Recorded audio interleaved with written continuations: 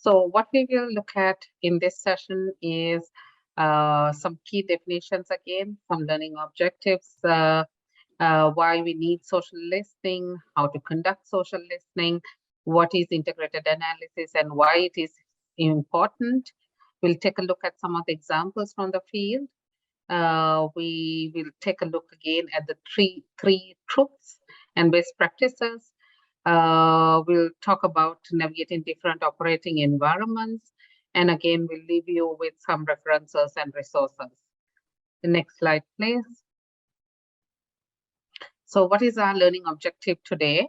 By the end of this session, we hope that you will be able to describe what social listening is, how it is conducted, and how it fits within the overall infodemic management framework. We hope that you will be able to understand what integrated analysis is, why it is needed to effectively address infodemics, and methodological considerations for conducting integrated analysis. So this is what we are hoping that we'll leave behind with you. We saw some interesting answers coming from Slido at the very beginning. There were some of you who have already started doing things in this area of work, some who want to start doing things in this area of work, some who have not done. We are hoping that with these types of information that we are providing and also through the training itself, that we will have more people going into this field of work and looking at this area. Next slide, please. So why do we need social listening? Let's take a look at that. Next slide, please. So you remember, in my previous presentation last week, we spoke about the phases of the epic curve. We looked at, putting this transdisciplinary infodemic insights into a health authority type process. So we looked at, the different phases that you need to transition from.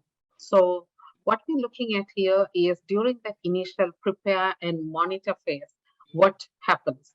So here what happens is that, you're looking at social listening to really understand the public's questions, concerns, what are the narratives that are going on, what is the misinformation, disinformation that is existing, what are the information gaps that are existing. So this is what you're trying to gather and, figure out in terms of what is the noise that is around you. We then look at you during that same phase, you looked at delivering high quality health information and program. So how do you use that information then to figure out the way that you want to package your health intervention? So for example, in real life, you'll probably be hearing things that are related to, hesitancy, that the narratives are being built around hesitancy, or you might be hearing narratives that are related to just access, the fact that the vaccine center is so far away, or that, or the timing of the vaccination program itself is not conducive to that audience that you're targeting. So how do you then use that information to realign the way that you are programming towards them? What is it that you need to do? And some of these things you really look at and you see that, the connectedness of a communication type response to the programmatic response. You need to make sure that, it goes hand in hand. It's not a problem that communication can solve on its own.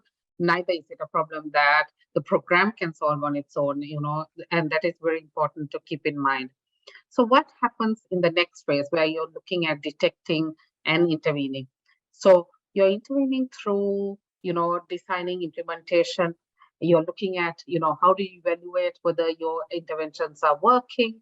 What are the things, the tweaks that you do in your interventions itself that are able to really address some of those narratives that have been seen initially through your monitoring exercises.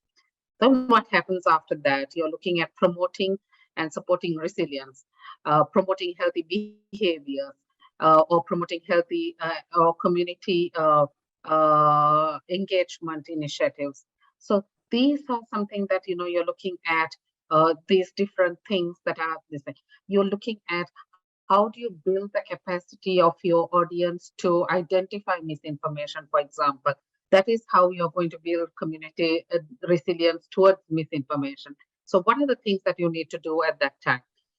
And then finally, you're looking at strengthening preparedness, planning, and policy, and also the systems itself in terms of this. So it's altogether, it's this circular thing that you are doing. It's a motion that you keep following to make sure that at the end of the day, you have been able to strengthen your preparedness because of your monitoring that you are doing, and then you improve the interventions that you are working on, and then that how that stems to effective intervention itself. So the ongoing monitoring, the real-time insights that you're getting from as a result of this monitoring is basically helping you to refine your strategy that you are putting together.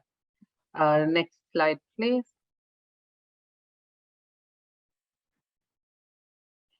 So why do we need social listening? Is it something that is required? Is it something that we all need to do? And we saw in some of the answers in the previous slide or exercises, you had identified benefits of social listening and challenges and all that. So I think it's I don't think any of us who are here at the training have any doubt that we need social listening. I think it's an integral part of what we do. So the overall objective of what we're doing is basically the adoption, to promote the adoption of healthy behaviors, isn't it? We're looking at, people getting that injection in the arm, the vaccine into you, or we're looking at someone, if you're working in wash, we are looking at someone actually washing hands with soap, or we're looking at the mother breastfeeding the child, or whatever it is. So we're looking at that adoption of healthy behavior in this. So what do we look at in terms of, so we understand that people are bombarded by information, which is either online or offline. So you're hitting that person with so much information as we go along. The science that generates evidence, and we see that, science generates a lot of evidence. Francine was talking about evidence generation in the previous presentation, and how changes in knowledge, and how these changes in knowledge slow, or then, basically how these changes in knowledge is slower than the media and that, people consume, and the need for information. We see how information is so confusing. This is creating this whole distrust. A lot of the things that are being said sometimes, because of the fact that, they're bombarded with so much information. They don't know what to trust, what not to trust. This has a huge impact on vaccine acceptance. And how we've seen this in COVID, we've seen how this mistrust in vaccines have now impacted even routine immunization services. And this is something that we are all working on. And we've seen that, in some countries that have introduced now these integrated vaccination campaigns, where they have coupled the COVID vaccine, particularly for children, with, say, for example, a measles vaccine. We've seen mothers resisting even the measles vaccine, thinking that because they're not trusting the COVID vaccine. So we're seeing a lot of impact on other routine immunization, and also as a result of the mistrust that COVID has of the COVID vaccine. So there is a spill-on effect that we are seeing.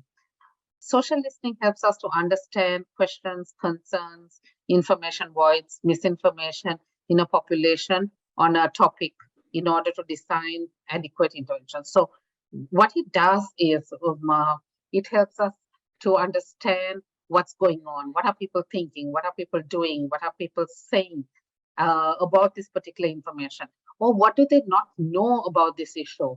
Is there an information gap? And that is something that, what are the misinformation disinformation trends that are occurring in that community. So if you do social listening properly, you're going to hear all these things. And I really want to reiterate one other thing here is that when you say social listening, as I mentioned even the last time we spoke, it is not about social media listening. It's about listening from different spheres, getting insights from different platforms. So it's about social media, offline media, community interactions, research, data. So it's all about, gathering as many insights from different angles as much as possible. And then that is what we're going to be talking about later in this presentation, is this whole triangulation that we are looking at. Next slide, please. So the infodemic has affected everyone. And I just spoke about some of the effects of the infodemic, how it has impacted routine immunization, how it has impacted other programming, how it has taken up, attention away from regular programming and all that. The infodemic is not only about circulating misinformation and disinformation. We've seen that, and we've seen that actually happening in the last 2 years very extensively, and how it is, much more than just misinformation and disinformation. It is also about overload of information, outdated information, or information voids. So, we initially had guidance that we issued as soon as COVID started. A lot of us didn't know much about COVID or how to handle it or what the repercussions were. We were all learning as Liz is very famous to say, you're building the bicycle or the aircraft as you fly it or ride it as you build it. So it's something like that we were doing because of the fact that we didn't know much. So there was a lot of information that we initially came out with, and then it became quite outdated very quickly. So unless you're pulling that information out and addressing new trends, you're going to be leaving people with really outdated information. We also need to keep an eye on what are the information gaps that exist. What do people not know about that they need to know about, and how do you give that information to these people? And we also understood and realized that isolated and vulnerable populations are more particularly susceptible to the infodemic, because they are relying on maybe one method of getting information. So if there's wrong information that is circulating, they're going to get stuck with this wrong information or the misinformation that they are hearing. So the more isolated or more vulnerable, depending on it, isolation can be related to geographical isolation, or it could be, ethnic or racial isolation, or it could be economic isolation. It depends on what you're talking about. But basically looking at these groups, there are vulnerable groups in your communities that don't get information, and they get, drips and drabs of information from very unsafe sources. So how do you look at that? And these people are the most vulnerable when it comes to the infodemic itself. Let's move on to the next slide, please. So social listening, what does it do? It allows us to understand people's needs. How does that happen? We're looking back at the past 2 years. We've learned that we need to put infodemic insights into action, very quickly, because people's questions and concerns and health programmatic actions are constantly shifting. And we saw this really in the last 2 years, where we really needed to get information out there very quickly and, address the narratives that were forming in communities.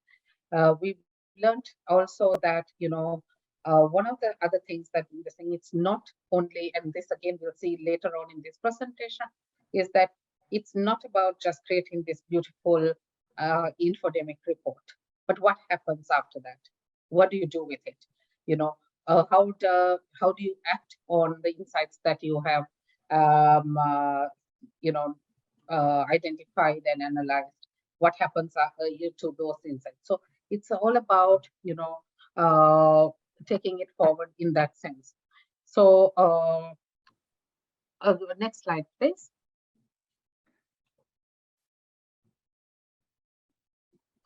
So let's go to the basics of conducting social listening. So how do infodemic managers practice social listening? This word infodemic actually is such a new word in the sense it's such a new discipline. And, I think a lot of the work that has been done within the last 2 years has really started establishing this infodemic manager positions even in our organizations, because this is not something that we really put a lot of emphasis on in the past. We did it in drips and drabs. We did it, we got insights from communities, but maybe we didn't triangulate it with other information. So what do these infodemic managers need to be doing? So they need to identify questions, the narratives, where people are expressing concern, questions, or confusion, or information voids where people lack reliable information. So through our social listening work, these are the things that we have to be able to do. We need to identify what are people's questions, what are they asking, what are the clarifications that they need, what are the stories that are developing in these communities. Is something that is happening in a community snowballing and now moving from community to community.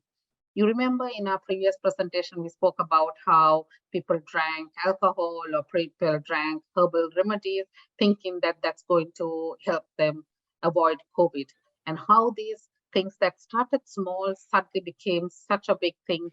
We had so many people affected by the practice of those behaviors. So what is also very keen is this word triangulate. And this is absolutely necessary when you're looking at the insights that we get. To look at what we are getting from social media, for example, then look at what we are getting from offline media, to look at what we are getting through research and data, to look at what we are getting in terms of insights from the community itself, from community discussions, radio discussions, whatever way it is, to try and see what are the conversations that are developing, and to make sure that we triangulate this information and then come up with our analysis, rather than depending on one form of information that we're looking at. And this really helps us to see whether the narrative spread is much larger and much wider than what we initially think.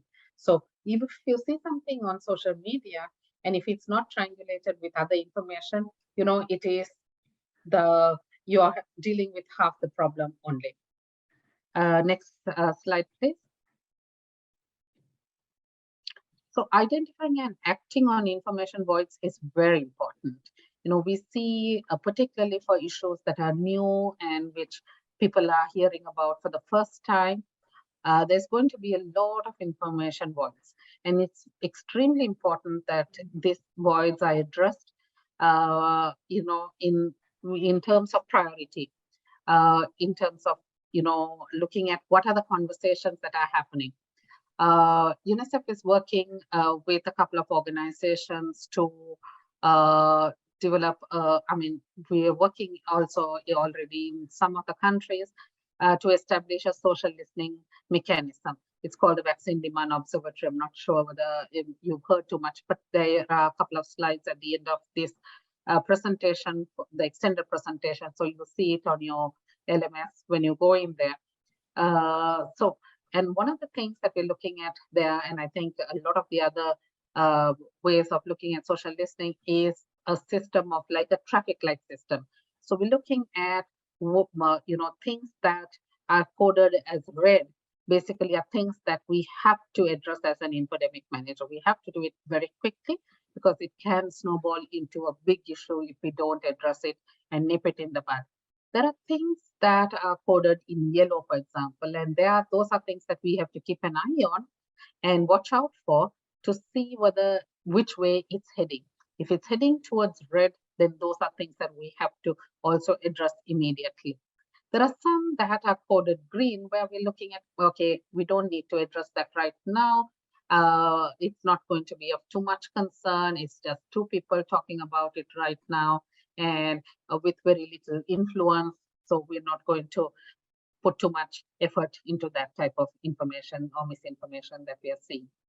So the objective is to proactively anticipate what people's concerns and questions are, so that our infodemic response efforts are meeting the needs of the people at any one time.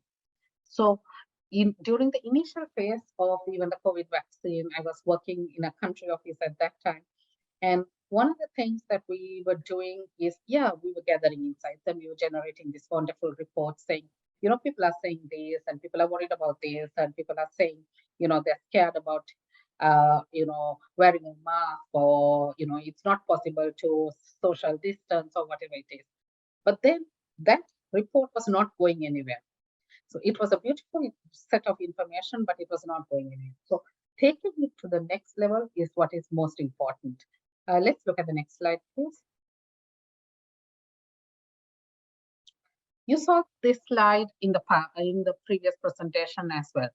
Let's look at it now in terms of, how this impacts and how the information circulation is so mixed. It's a mixture of online and offline interactions and how. So if you look at some of these bubbles that you see here, you'll see the amount of different types of platforms that are being used to pass on information, whether it's misinformation, disinformation, or just general information, doesn't matter, but how does it move? So you have the very traditional ones in terms of the social media outlets, social media type of information sharing. You have the person-to-person information sharing that you see. You see information pass through the health system. So you're seeing it at different levels. You're seeing how information is passed by media, for example. So at societal level, through the media, and through individuals or by individuals and in a community, how is this information getting passed on, and how it snowballs into something that becomes an issue that you really have to deal with, and it really affects your response itself. So keeping an eye on all these different types of information nodes is something that you really have to manage as an infodemic manager. Let's move on to the next slide, please. So what are the methods to choose for data collection? And we saw Francine was talking about many of these methods, and you see also how the information you received in the previous lecture gets connected to what is. So it's a narrative that we are building through this training in terms of taking you through this journey of providing you information, basically. So what are so we looked at community dipstick surveys. We can look at surveys of users online, so website users, users of chatbots, etc. There's a lot of methods of collecting data on the user profiles of particular business. So whether it is on Facebook, for example, we're doing an initiative with Facebook or Meta now, and Yale is doing some work for us where they're looking at the analysis of the profile of the people who are reading our messaging, so that we are able to then target messaging more specifically to these audiences. So, and what are their likes and dislikes? What type of information are they consuming? How do they want it?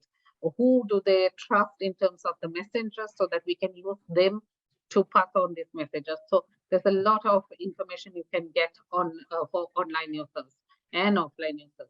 We can do population surveys via phone, for example.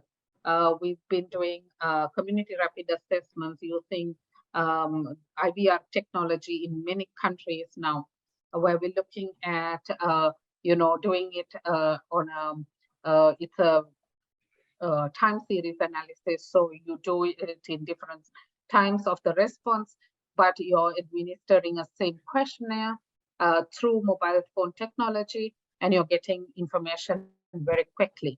and you're able to rapidly analyze it and then provide a response or recommendations based on the information that you're getting. There are closed online groups, for example, that exist in countries. While I was working in Kenya, there was a Nairobi Mums WhatsApp group, very active, very important group where they were passing on information or misinformation sometimes very quickly and reaching a lot of people who had very strong voices. How do we look at information that we get from hotlines? Many of the countries during the initial phase of the pandemic established hotlines. But what happened with the data that they were able to gather through the hotlines? Were we doing anything with that information? Or was it just sitting in the hotline database? Then we have community informants. We can be using mobility surveys, social media, and web metrics in public health format, not for the marketing or PR. So a lot of these things, even the work that we are now doing with Facebook or Meta, is a technique that is being used by big multinational companies to do brand lift surveys. We're using the same techniques now for public health related information. And we're seeing that there's a lot of value and lot to learn from the private sector and marketing organizations for which has a huge impact on our public health work. Next slide, please. Tina, you want to look at these slides? Yes. So thank you, Surani. This is actually really great context that you've provided. What's really important, so here what we're presenting is actually a screenshot of a tool that we at WHO innovated. It's called EARS, early AI supported response with social listening. I think Surani can also mention some of the other tools that UNICEF has also innovated the last 2 years. What EARS does is it uses a public health taxonomy that was developed specifically for listening or to frame conversations about COVID-19 and now also separately about COVID-19 vaccines. And then uses AI technology to help an analyst to do a pre-check or a quantitative analysis of different narratives, different topics that people talk about online. Most importantly here to note is that most social media marketing tools that are being used in communications nowadays are really focusing on analysis of social media from a post point of view. So they focus a lot on engagement of individual posts that allow you to understand how far and how wide, for example, your marketing campaign has reached and how your brand, for example, your user account is performing online. Now, we in public health have different questions. Surani explained this very well. What we need to understand is what are people's concerns, questions, narratives, or even misinformation that are circulating in an information environment of people.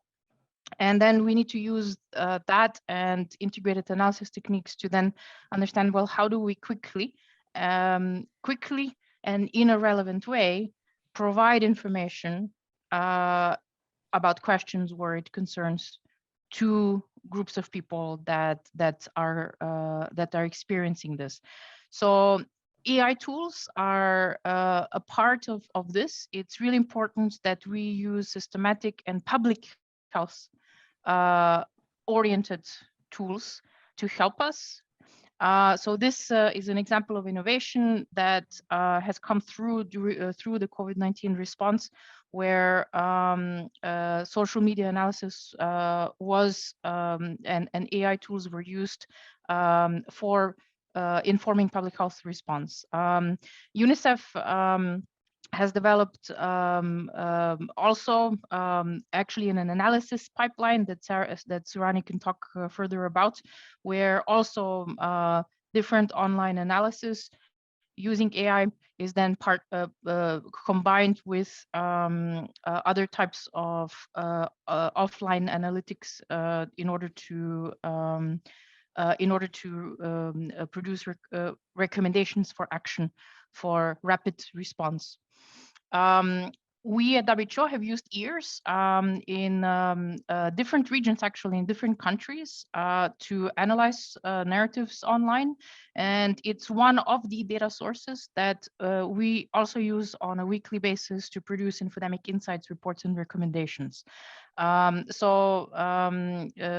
will I will hand it over now to Surani, I think, because I think you can then frame this as far as how AI tools fit into the overall integrated thinking and recommendation generation. Thank you, Surani. Over to you. Thanks, Tina. So let's move on to the next slide, and then we can keep talking about this. So what methods to choose for data collection? When we're looking at this, there's some warnings that we need to keep in mind, or some things or red flags that we have to think about. Most digital and social listening tools are designed for online marketing and need to be heavily modified for use for infodemic management in public health. And we saw that, in terms of the whole response so far, how we had to build taxonomy, we have to create new lists of keywords, searchers, so that we were tuning it towards the work that we are doing now. So this is something that we have to keep an eye on and to flag it so that we are aware of this. Next slide, please. So our second warning is to be comfortable that you will work with imperfect data. So don't look for perfect data. You're not going to get it. It's going to be very rare. So you need to look at how do you integrate your social listening insights and data with other sources that indicate what people are doing, what are they thinking about, what are their attitudes, and what are the health outcomes that we are trying to achieve. So really, this is the starting of our conversation on triangulation, basically, and integration. How do you really look at putting together these different sources of data to come up with your insights and then come up with your recommendations? Okay, let's move to the next slide, please. So what is integrated analysis and why do you think it is important? Let's take a look at that. So integrated analysis is basically triangulation of data and synthesis of insights to inform action. So, and this is very key. This last part of informing action is absolutely key. And we saw that the way we were doing our work in the past 2 years, where we really looked at, initially we were so focused on developing these insights reports, and we publish these insights reports too, and then nothing happens after that. So what happens after that, So later we realized how important it was to feed it into the other teams, in terms of building a response. So, yes, the Infodemic team can come up with the insights, but then it needs to be channeled to the guys who are doing your communication response. They need to now address the information gaps, for example, or narratives that are going on that is, maybe dwelling on misinformation, so that they are now able to churn out information or communication material and messaging to address those insights that you have already identified. And that is closing that loop and making sure that what you have done as infodemic managers is then being used by the programmers to respond back to the community. So in a nutshell, integrated analysis is a process of synthesizing multiple data inputs and identifying themes through a consensus building process. So it's basically looking at what is being said on social media, what is being said on offline media, what is being spoken about in the community, bringing that together and then identifying, looking at it and saying, oh my goodness, this issue about, for example, there was a misinformation that was roving around saying that the vaccine, the COVID vaccine was, going to affect fertility in women. So maybe initially we saw it appearing in social media platforms. Later we see it appearing in offline media, and then we're seeing how newspaper reporters are then taking up this issue and maybe writing something about it or talking to someone of influence, and then they provide their opinion on this infertility issue. Then we see the conversation now appearing at the community level. We see it being discussed at on community radio stations, for example, then generating more discussion at the community level, and that then impacting the women from accepting the vaccine itself. So we see that narrative building and that story developing. And this is basically then a theme that has been identified through this triangulation process, and we are now seeing is much more than what is just appearing on social media initially. So this triangulation is something that is really very important.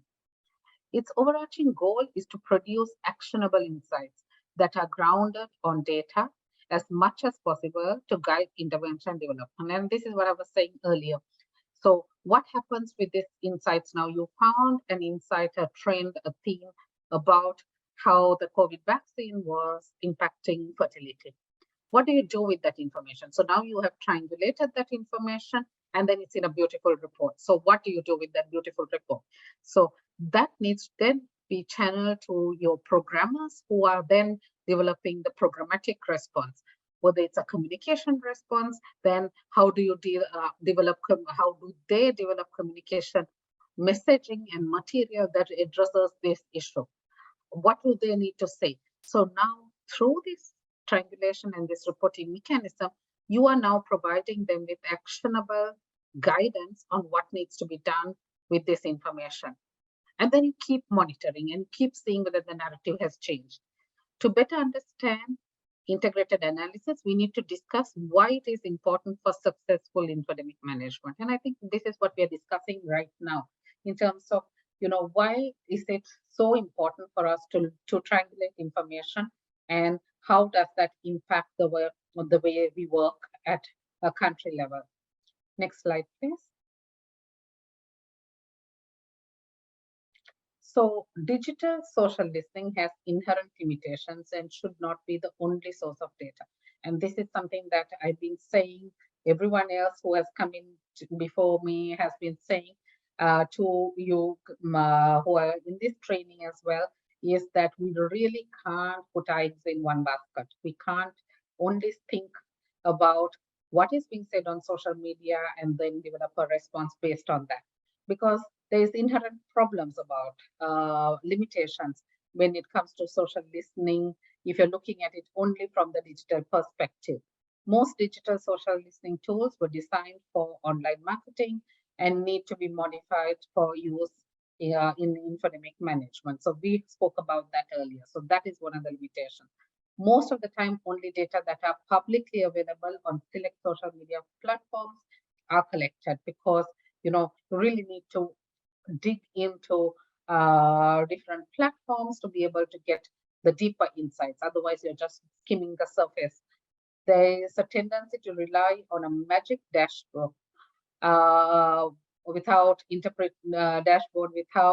interpretation of data by human analysts. And this is something that I'm coming back to, and very key. I mean, the vaccine demand observatory that we are working on, one of the key things, I think, successes for us so far in that area of work is the human eyeballs looking at the analysis. So it's not only relying on AI to tell you what the conversations are happening on social media platforms, but bringing in all these other platform data that or insights that you're getting from different platforms, and then getting human beings to look at that information and develop those insights, and then put it into some type of framework.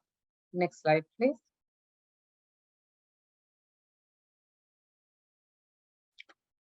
So offline data sources are often underutilized or unused in infodemic management. And this is something that we really have.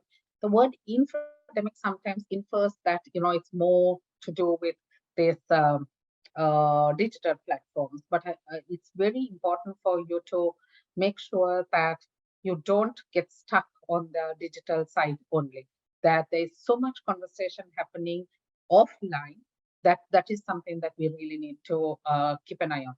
Because when you look at, if you're concentrating only on the digital platforms, there's a lot of people out there who may not have access to your digital platforms. So you're not hearing a lot of things that people are saying in the community, for example, with a community that may be low in terms of have low access to digital platforms, who have low literacy, for example, who are in remote locations, for example. So unless we use data that comes from other sources other than digital platforms, you're not going to be hearing a lot of things that are being said at community level.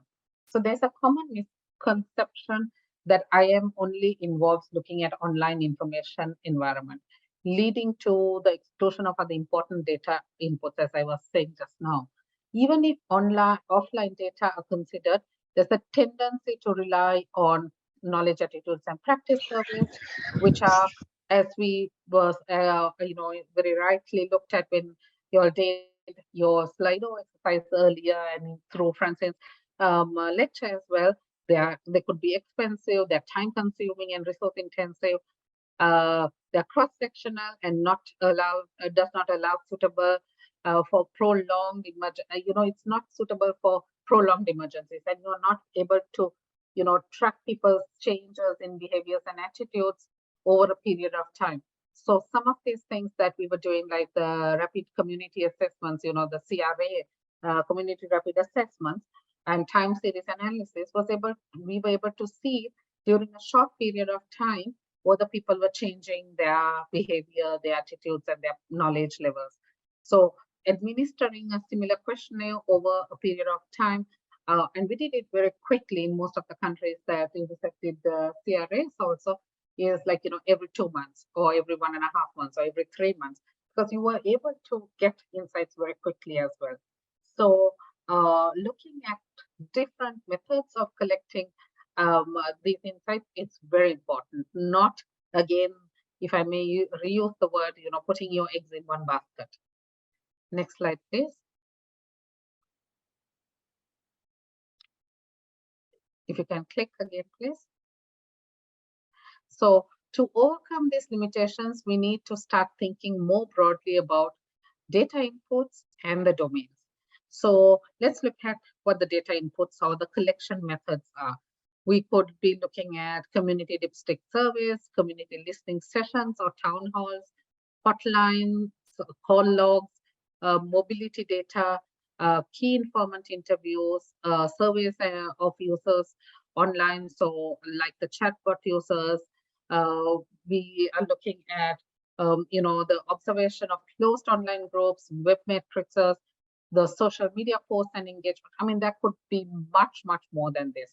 So, but it's basically opening your eyes and looking at the different data inputs that is out there.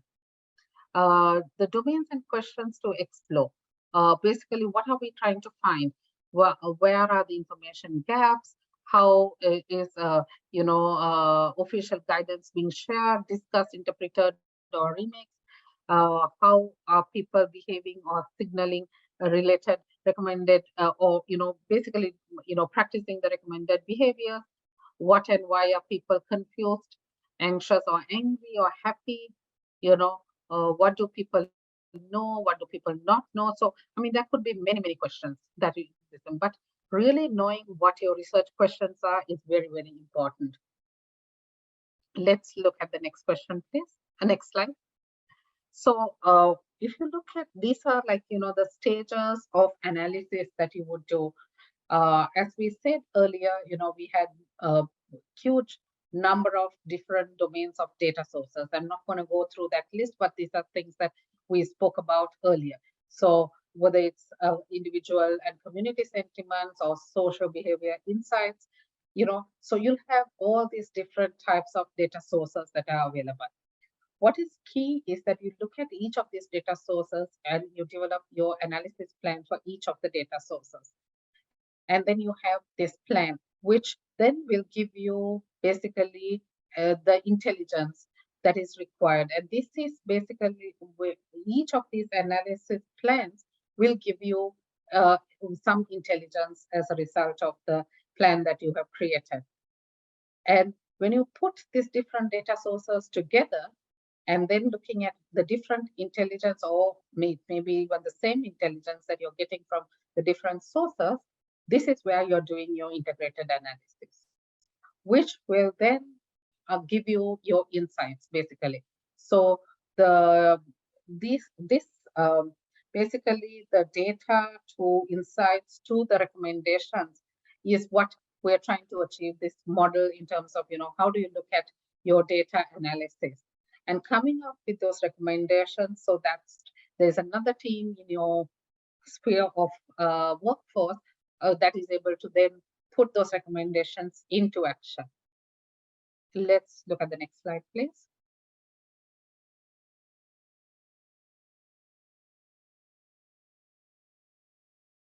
Okay, so some of the considerations for integrated analysis that we have to keep in mind.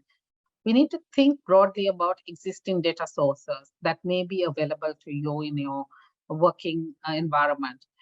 Whether there is routine demographic and health surveys, microplans, communications and demand strategy documents, marketing or communication campaign performance data, campaign monitoring data, social behavior analysis or CAP studies, peer-reviewed and grade-lit papers or population of, on the populations that you're focusing on, social media analytics, online search trends, media monitoring reports or COVID hotlines or call logs. So there could be much, much more.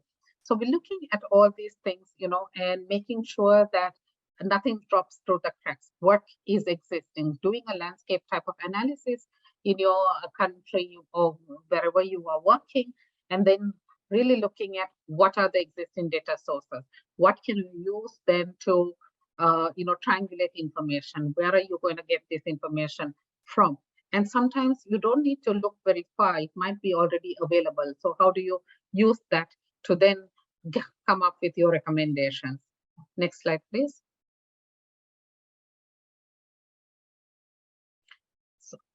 More considerations for integrated analysis. You need to plan integrated analysis based on programmatic needs. So what is it that the program requires? And then go backwards from there to figure out what your integrated analysis then should be looking like. Beware of data hamster, avoiding duplicating data that already exists or collect data that just for the sake of doing it. And Francine mentioned this as well, it's not about the amount of data that you have, it's about the quality of the information you have and what do you do with that information that you have. That's the most important thing. What are you looking for? Set your objectives and research questions and collect data accordingly. What are the things that you need to find out? And then looking at what data sources that you are existing or what do you need to collect, rather than just collecting a bunch of data which you don't do anything with at the end of the day. Emphasize the data for action that can offer relevant insights, and very important. So really taking what information you have gathered and then coming up with the actions that need to be tied to it, so that it is actionable information that you are gathering. Next slide, please.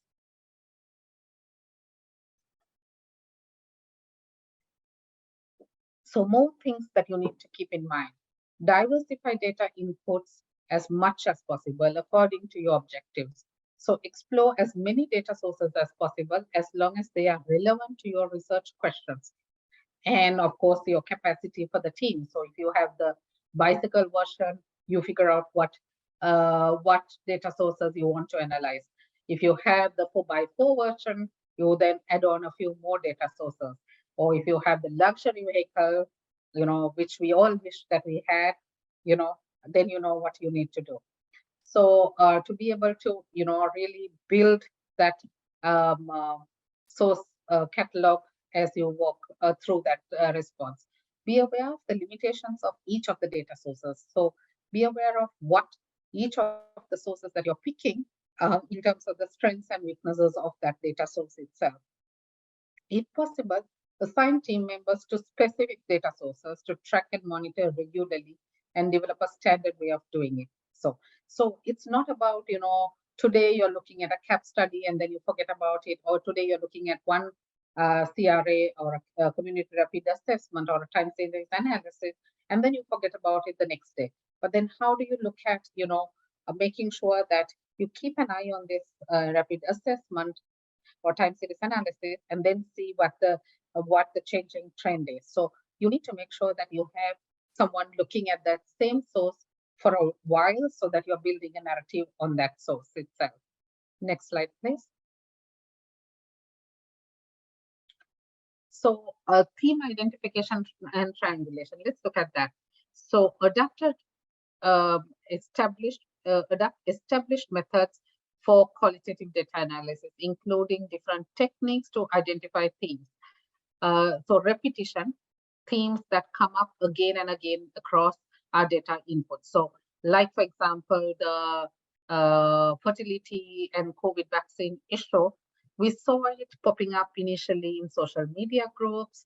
Actually, initially it was in closed media groups. Then we saw it seeping into general social media conversations. Then we saw it seeping into offline media conversations, and then we saw how it was being taken up at community level, and then the discussion started growing. So looking at where it is getting repeated is something that is very important, so that you can now build a narrative on that one. Similarities and differences. So data points that differ or similar to what came before. So again, we can see whether the narrative is changing, or is the conversation on one platform quite similar and it's not changing, but now it has changed in other platforms and the narrative is changing rapidly. What's happening there? So you need to keep an eye on those things. Indigenous categories, technical or slang sounding terms that are used in new or unique ways by the community under study. So this is very, very important, particularly where there is a lot of local language used, or what's it called, like, a version of language that is not officially written up, but there's a slang type version of the language that is being used by a particular group of people. Maybe it's young people, or maybe it's ethnic community. Missing data, what should or could be talked about but is not. And as such, when media reports on a development but social media is quiet on it, or when a discussion about a development is missing critical information that exists. So what are the information voids that you are able to identify that needs to be out there? What is the information that needs to be out there but nobody is talking about? So how do you start talking about that one? Okay, next slide, please. So considerations for creating your own scalar, judgment, or threat metrics. What data sources are you using in your report? For example, if you do not have any data measuring reach or volume, it would not be possible for you to determine the threat levels based on these indicators. Similarly, it would be difficult to say if a narrative is increasing if you only have a qualitative data. So how big is this issue? I worked in a country where we were introducing HPV, for example, and there was some conversation about HPV, and again about infertility and why only girls were being targeted with the HPV vaccine. But when we really looked at it, the conversation was happening in a very small group of people. It was not snowballing. So it was something that we had to keep an eye on, but it was not a huge problem. It was not something that was being spoken about by everyone. So you really need to have your denominators figured out so that you are able to measure. what public health program or disease area are you delivering your infodemic management insights for? If your IM reports are focused on specific public health program, the different needs or priorities of the program would help you to conceptualize threat levels. How does this affect vaccine demand, for example? There are also other relevant considerations such as vulnerable or at-risk communities specific to your program or disease of focus. So are there groups that are more vulnerable? Do we need to talk to them more, or do we need to listen to them more, and all that? How often are your IM reports delivered? Can we, for example, do a report that is monthly? In this day and age, I don't think monthly is going to work because things change so quickly. To classify themes based on how they change over time, it would be helpful to think about reporting frequency. So initially, during the initial period of the COVID response, IM reports that we were producing was done very frequently because things were changing very frequently. Maybe now things have settled a little bit, so you can do a monthly report, for example. So it depends on what you need.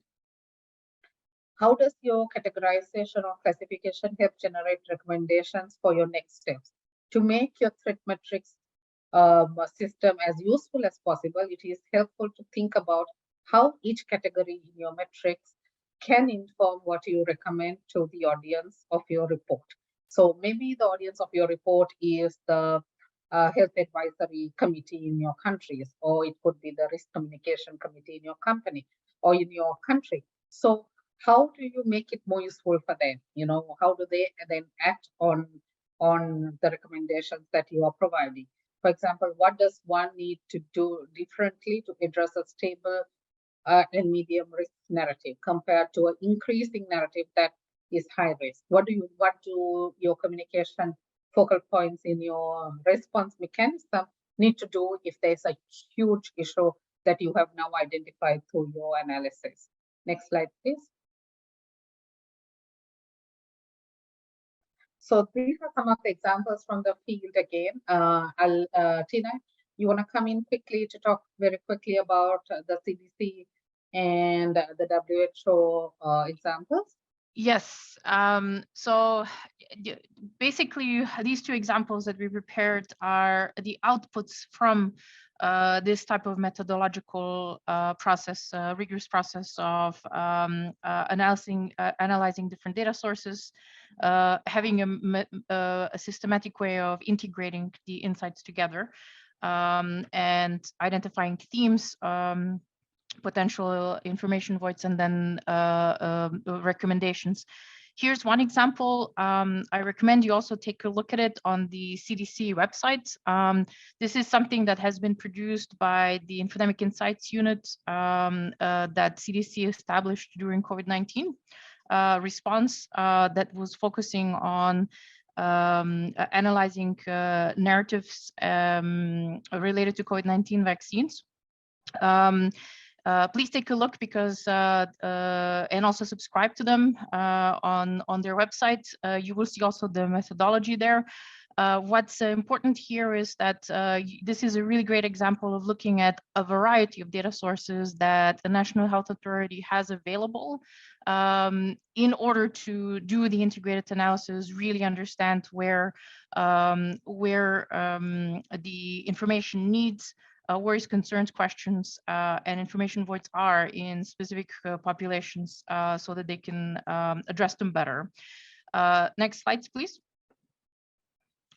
Surani mentioned the scalar threat metrics. Here's an example that CDC developed. It basically has two dimensions. One related to identifying the level of risk for a particular theme that is identified.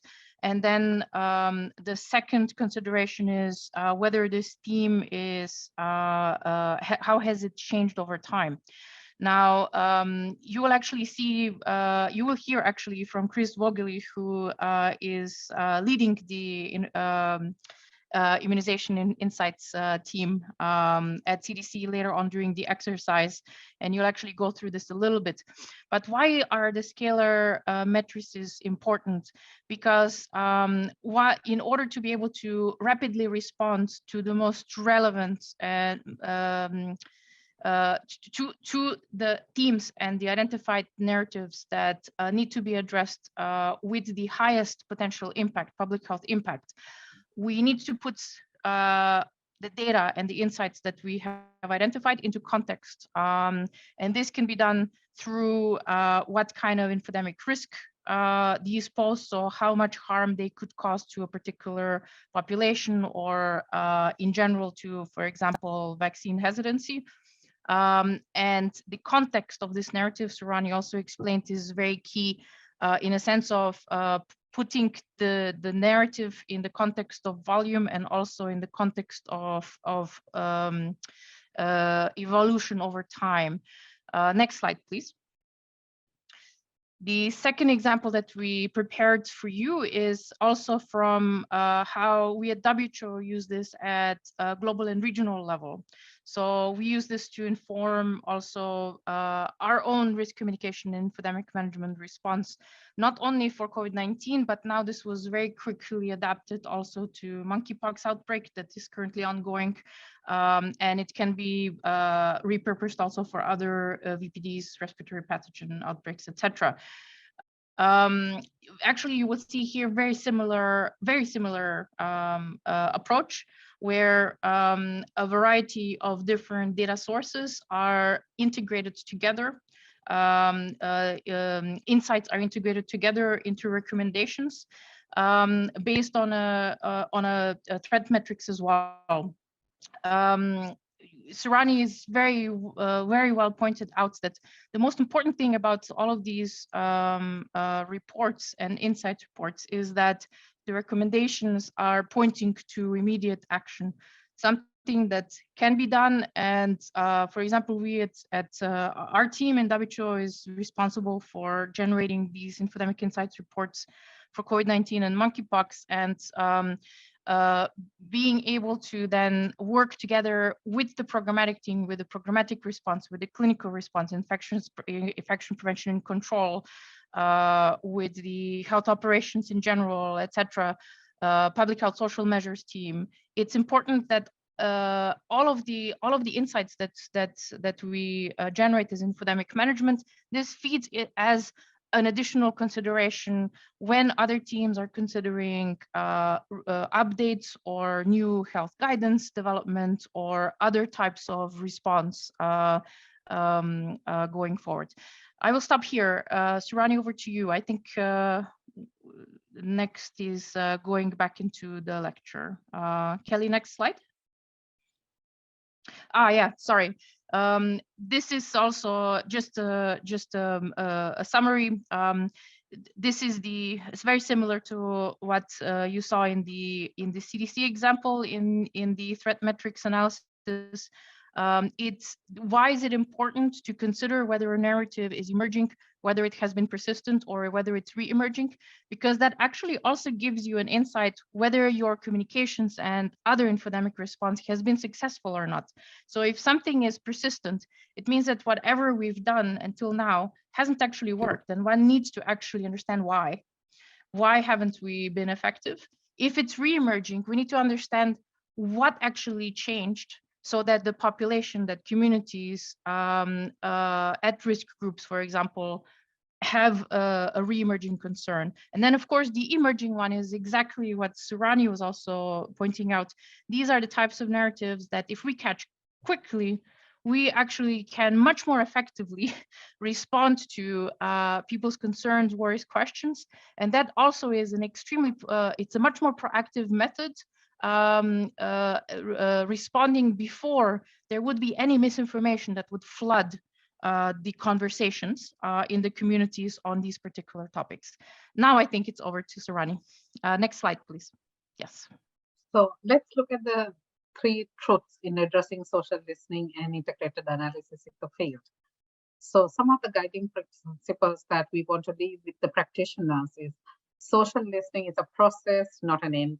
product. It needs to inform action. And again, reiterating this very clearly, it's not about the beautiful report with lovely graphs, but taking your recommendations to the next level in terms of taking action, coming up with the actions. Diversify your data sources as much as possible, including existing data sources other colleagues may have access to. So really looking at moving beyond your usual suspects, is it only analyzing what's being said on Facebook or Instagram or Twitter, or are we now going to add on a community level discussion that's happening through a community radio network, for example, or can we also add some of the research that is going on in terms of rapid assessments that we are getting? It could be a KP that you just came out during the time that you're doing the analysis. So really looking at diversifying the different types of sources that you are using. There's no magic dashboard because analysis can only be integrated by humans. So that is very, very important. So we have the wonderful technology with us, AI, where we are using different platforms to tell us what the trends are in terms of conversations, but you have to have human eyeballs looking at that information and analyzing it. It's not about looking at what has been churned out by artificial intelligence, but looking at what human beings are then looking at this and then saying, yeah, this is something that you need to act on. Next one, please.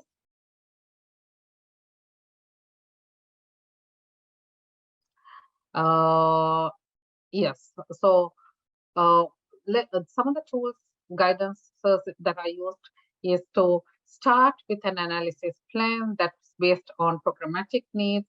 You should create your own infodemic manager network because partners are essential for your job. You can't do this on your own.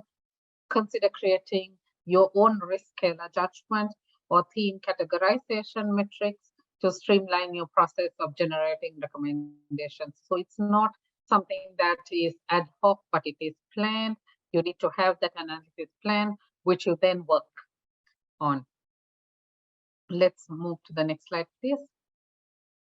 So some examples of metrics and measures in social listening is number of engagements, for example, number of impressions, number of mentions, the velocity, online observation, web analytics, geolocation data, call center logs, community listening.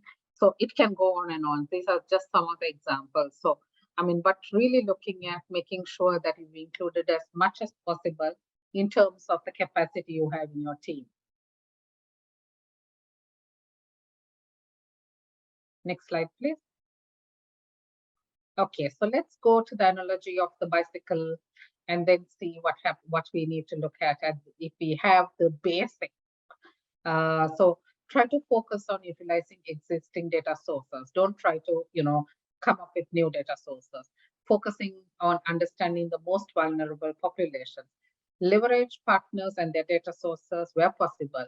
If you conduct an analysis with many data sources from partners, you can add value by reporting out new insights to them for them to use and act on.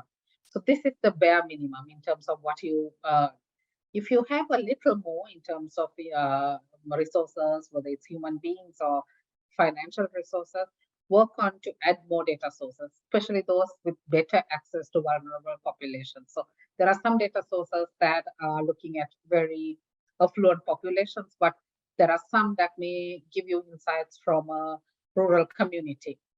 So try to add those data sources.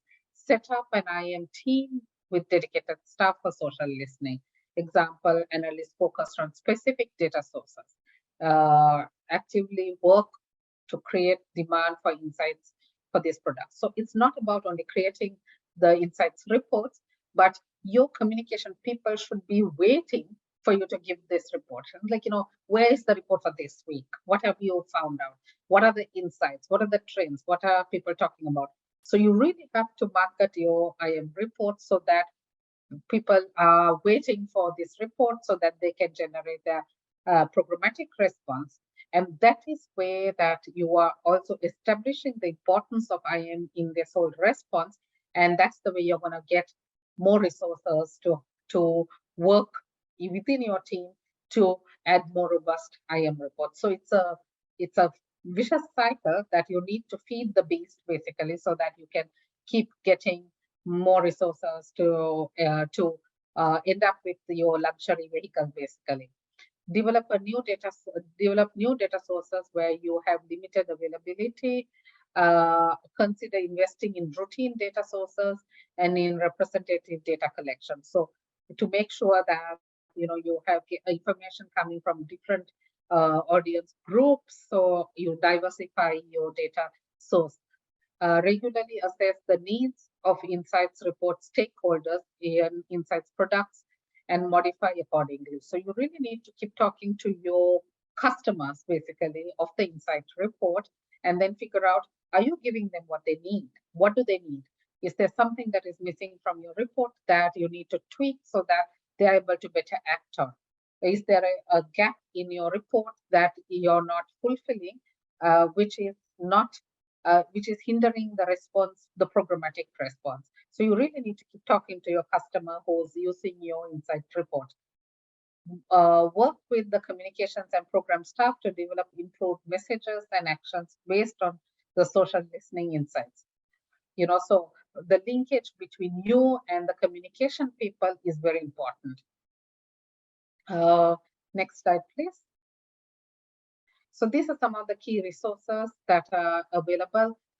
We have the links to our partner organizations, IM work, in terms of the information. There is training material that is being shared. The first draft material is basically a misinformation resource or training guide with 10 modules of video modules of for training on. It's like a misinformation 101 type of thing. We have information, the vaccine misinformation field guide, which has so far been downloaded by about 12,000 times or more the last time I checked, available in so many languages and very prolifically used in the field. We have material from CDC, and so there's a lot of information out there. Please go into these links and take a look at it and then make use of it. I think I've come to the end of my presentation.